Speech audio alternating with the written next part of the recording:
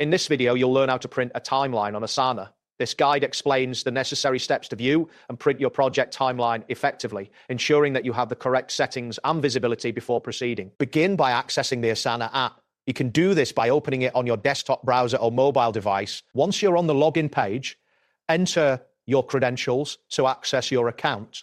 After logging in, make sure to select the workspace that contains the project timeline you wish to print. This is crucial as it ensures you are viewing the correct project before you begin the printing process. Next, navigate to the project that has the timeline you want to print. You can find your projects listed in the sidebar or dashboard. Once you locate the desired project, click on its name to open it.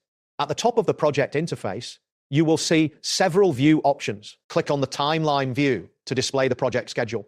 It is important to ensure that all tasks and dates are visible. Adjust them as needed to make sure everything you want to print is included in the view. After confirming that the timeline is displayed properly, look for the project menu or settings icon near the project title. This icon typically resembles a gear or 3 dots. Click on it to open a drop-down menu with various options.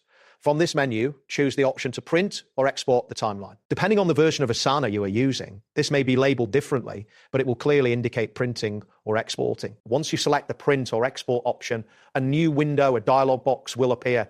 This window will allow you to confirm your print settings, such as orientation and paper size. Review these settings carefully to ensure they meet your requirements. After making any necessary adjustments, proceed to either print the timeline directly to your printer or save it as a file on your device. If you are exporting, choose a location on your device where you can easily access the saved file. That wraps up today's guide. Thanks for watching and catch you in the next tutorial.